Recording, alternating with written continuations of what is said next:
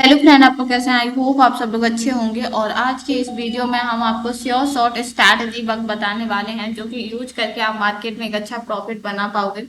देखो, बग एक अलग पार्ट होता है, स्ट्रैटेजी एक अलग पार्ट होती है, साइकोलॉजी एक अलग पार्ट होता है। जो लोग बोलते हैं ना बग, जैसे कि मैंने भी बोला, आप लोगों ने सोचा होगा अरे श्योर शॉर्ट बग मिलने वाला है मुझको। अब आप बताइए कि कोई चीज है और वो आप एनालिसिस कर रहे हो, साइकोलॉजी समझ रहे हो, आप प्रॉफिट बना रहे हो अच्छा खासा। क्या आपने बग ढूंढ लिया? अगर आपने बग ढूंढ लिया है तो आप तो मार्केट को पूरा जित एक दिन में करोड़ों कमाओगे। यस या नो? ओके, कमा सकते हो भाई, क्योंकि वो चीज आपने ढूंढ ली है। तो सामने वाले को हमेशा ये नहीं सोचना चाहिए कि हमें वग मिल गया। लोग आजकल क्या देखते हैं? चमत्कार देखकर भागते हैं। ऐसे नो? ओके, चमत्कार देख के भागते हैं। उनको बता दिया कि वग है, भाई वग है। श्योर शॉर्ट स्ट्रैटेजी तो हो सकती है, श्योर शॉर्ट साइकोलॉजी से हो सकती है, लेकिन वर्ग आप तब तक नहीं ढूंढ सकते हो जब तक मार्केट को बहुत अच्छे से समझ ना जाओ। अगर समझ भी गए हो और वर्ग है तो वो आपको एक्यूरेसी क्या देगा? एक्यूरेसी तो देगा, लेकिन कहीं ना कहीं कुछ ट्रेड लॉस भी हो जाती है। ओके, तो कोशिश करो, ये मत बोलो कि हमारे पास बग है या हम बग से प्रॉफिट करेंगे, दी आपको ऐसा बग दे दीजिए। हम ये कहते हैं कि साइकोलॉजी समझ जाओगे तो मार्केट में प्रॉफिट करने से आपको कोई नहीं रोक सकता है। लेकिन आप बोलो कि कोई ऐसा श्योर शॉर्ट बग हो जो कि एक एक साल में मेरी ट्रेड लॉस हुई। ओके, अगर मेरे पास बग होता तो मैं ये ट्रेड लॉस ही नहीं होने देती। ओके, अगर मेरे पास बग होता तो मैं ये होने देती, क्यों नहीं लॉस होने देती? मेरे पास तो वक्त है ना, मैं श्योर शॉर्ट ट्रेड अपनी प्लेस कर सकती हूँ एंड प्रॉफिट में ही रहूंगी। एक भी ट्रेड हमारी लॉस होगी नहीं। ओके, लेकिन मैं भाई एक चीज आपको बता दूं, रियलिटी वाली। देखो, बग जैसी कोई चीज नहीं होती है। आप मार्केट को सीखो, एनालिसिस करो, साइकोलॉजी समझो, मार्केट की कैंडल रीड्स करो। आपको सारी चीजें पॉसिबल, जितनी अभी आपको आपको डिफिकल्ट लग रही है वो सारी चीजें आपको पॉसिबल लगने लगेंगी। तो मार्केट में ऐसा नहीं कि हम प्रॉफिट नहीं कर सकते, हम प्रॉफिट कर सकते हैं, लेकिन हमारी एनालिसिस अच्छी होनी चाहिए। अगर हम बार बार उसी चीज को रिपीट करें, जैसे कि आपने देखा होगा बहुत से मेंबर्स आते हैं लेकिन उनको कैंडल्स के नाम तक नहीं पता होते हैं। ओके, तो उनको ज्यादा, जब आपको कैंडल्स के नाम नहीं पता है तो आप साइकोलॉजी कैसे समझ सकते हो? अब देखिए, यहाँ पर मार्केट अपवर्ड भाग रहा है। ओके, अच्छा खासा कैपिटल यूज किया, यस या नो?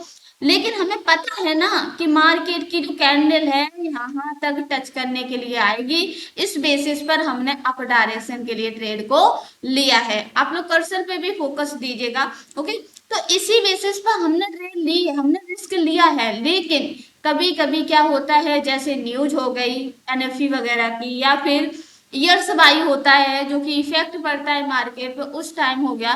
तो उस टाइम क्या होता है कि आप जो साइकोलॉजी, आप जो एनालिसिस करो या मंथली पे मान के चलते हैं, 101% में से आपकी 99% आपकी एक्यूरेसी प्रॉफिट जा रही हो। कि एक दिन अगर प्रॉफिट नहीं जाता तो आप ये नहीं कह सकते कि हम प्रॉफिट नहीं कर पा रहे हैं। ओके, क्योंकि देखो, अगर हम टेक्नोलॉजी की बात करें तो हमारी माइंड सेट हमेशा सेट रहना चाहिए कि हम एक प्रॉफिट में कन्वर्ट करके निकलेंगे। ओके, रेयरी अगर हमारी इफ अगर back to back trade 2 loss हो जाती है, 3 लॉस हो जाती, ऐसा नहीं कि मैं 2 ट्रेड करने के बाद फिर ट्रेड नहीं करती हूँ, 3 ट्रेड भी लॉस हो जाती कभी कभी, लेकिन 4 ट्रेड अगर लॉस हो गई तो मैं कभी भी ट्रेड करती ही नहीं हूँ। पहले तो मैं 2 या 3 स्टेप पर रुक जाती हूँ, अगर वो भी नहीं रुकती हूँ तो सेकंड टर्न में ट्रेड उस टाइम नहीं करूंगी। मैं टाइम को थोड़ा सा ब्रेक लेके उसके बाद ट्रेड करूंगी। लेकिन आप लोग वही मिस्टेक करते हो, वो आप लोग एक साथ में उस चीज को लगाते हो, अप्लाई करते हो, और आपको इसका गलत इफेक्ट पड़ता है आपकी ट्रेडिंग पर,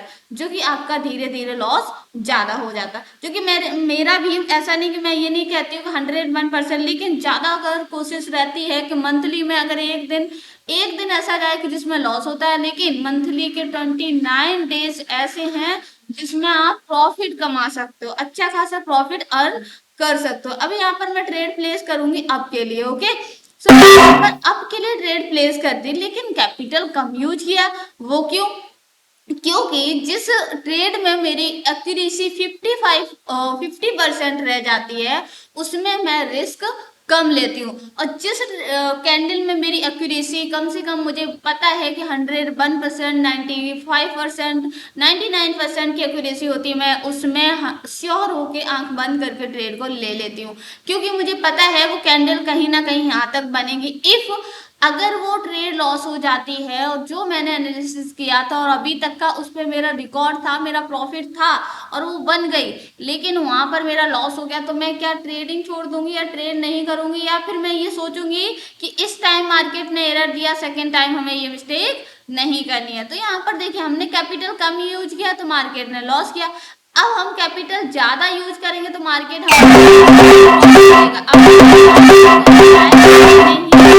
मैं कर जिससे आपको पता चलेगा कि हाँ ऐसा होता है, होता है। देखिए अब मैंने कैपिटल को डबल यूज किया, मेरे पास कितना बचा हुआ है, बिल्कुल कम, ना मात्र के लिए, लेकिन मैंने कैपिटल तो ज्यादा यूज किया है ना। ओके, क्योंकि मुझे श्योर हूं कि ये कैंडल यहाँ तक बनेगी आगे। ओके, यहाँ तक तो बननी ही बननी है, लेकिन चांसेस रहेंगे कि ये कर्सर तक मार्केट को आना चाहिए। और अगर ये हम देख रहे हैं तो कहीं ना कहीं मार्केट में हमारा जो एनालिसिस है, हमारी जो लॉजिक्स हैं कैंडल के, वो इस पर इफेक्ट करते हैं।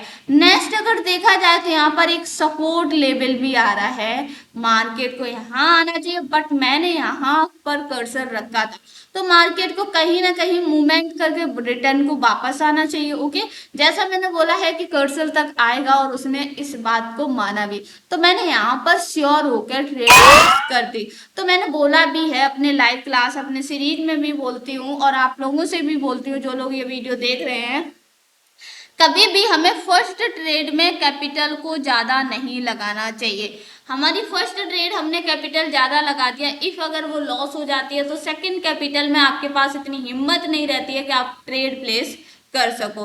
थर्ड अगर स्टेप बात करें तो हम लोगों को हमेशा जो ट्रेड है हमारा, जो जैसे कि एक ट्रेड लॉस हो गई तो क्या हमें एमटीजी जस्ट ले लेनी चाहिए, तो हम एमटीजी को बिल्कुल अवॉइड करते हैं। एमटीजी हमें तुरंत नहीं लेनी चाहिए, जिससे क्या होगा, हमारा लॉस डबल हो जाने के चांसेस हो जाते हैं। तो कोशिश करो हमें रिकवर करने के लिए ये नहीं देखना है कि हमें एक ही दिन में प्रॉफिटेबल बन जाना है। ओके, अब देखें यहाँ पर मार्केट हमें इंडिकेट कर रहा है, अगर ये ग्रीन कैंडल बनेगी तो मैं next candle, okay, last movement पे इसने अप के लिए इंडिकेट किया है, और ऐसा नहीं कि ये अप ही बनेगी। ओके, देखो एक साइकोलॉजी मैं आपको बताऊं कैंडलों की, कभी कभी कैंडल क्या होती है, वो आपको दिखा रही है कि मैं अप जाऊंगा, बट लास्ट मूवमेंट पर रिवर्स कर जाती। क्या ऐसा होता है? आप लोगों के साथ भी होता होगा।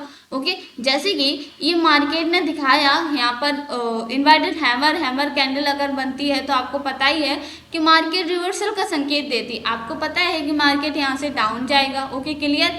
एंड सेकेंड टर्म अगर हम यहाँ पर ट्रेड करें तो हम कैसे करें, मैं यहाँ पर देख रही हूँ कि इसने कैंडल तो बनाई, लेकिन मैं एक नेक्स्ट कैंडल का वेट कर रही हूँ। अगर ये कैंडल सॉलिड रेड बनती है तो थर्ड कैंडल जो जाएगी वो अप के लिए मूव होगी। क्यों होगी? क्योंकि 4 कैंडल ऑलरेडी मार्केट बता रहा है कि मार्केट में बायर्स एक्टिव हैं। अगर ये पिन बार कैंडल बनती है तो मे भी चांसेस रहेंगे मार्केट डाउन जाएगा। पिन बार कैंडल कन्वर्ट नहीं होती है तो मार्केट अप डायरेक्शन के लिए मूव करेगा। ओके, तो मैं यहाँ पर अप डायरेक्शन के लिए ट्रेड को ओके, सो मैंने यहाँ पर कैपिटल तो यूज किया, बट कितना किया? कम। ओके, तो मान के चलते 2000 3000। ओके, इससे ज्यादा कैपिटल नहीं यूज किया। अब मुझे पता था कि 2 कैंडल बन गई एंड थर्ड कैंडल ग्रीन जाएगी, मैं चाहूँ तो कैपिटल और लगा सकती हूँ, लेकिन मुझे पता है कि मार्केट में कोई किसी का सगा नहीं होता है, लेकिन सेकंड ट्रेड हम लगा सकते हैं। इससे अगर हमें प्रॉफिट मिलता है तो 2-3 हजार का, 4 हजार का, 5 हजार का मिल जाएगा। ओके, लेकिन इसका मतलब ये नहीं कि हम अपना बैलेंस पूरा लगा दें, क्योंकि उसको प्रॉफिट करना, प्रॉफिट को संभाल के रखना, ये बहुत बड़ी बात होती है। ओके, अभी जैसा मैंने बोला है, देखो आज का मार्केट की वॉलेटिलिटी आप लोग देख ही रहे थे, मॉर्निंग टाइम पे भी बहुत हाई थी, अभी भी जस्ट हाई है, क्योंकि ये जो जिस तरीके से मार्केट मूवमेंट कर रहा है ना, रिएक्शन दिखा रहा है ना, उस टाइम ट्रेड कभी करना ही नहीं चाहिए। तो जैसा कि मैंने बोला था कि ये कैंडल अप ही बनेगी और अप ही बनी। क्यों बनी? क्योंकि मार्केट का ट्रेंड अप था एंड अप होने के साथ साथ back to back 2 candle red बनी, और रेड कैंडल ने कंफर्म कर दिया था कि नीचे कोई भी विक ज्यादा नहीं है तो ऊपर मार्केट मूव करेगा। ओके,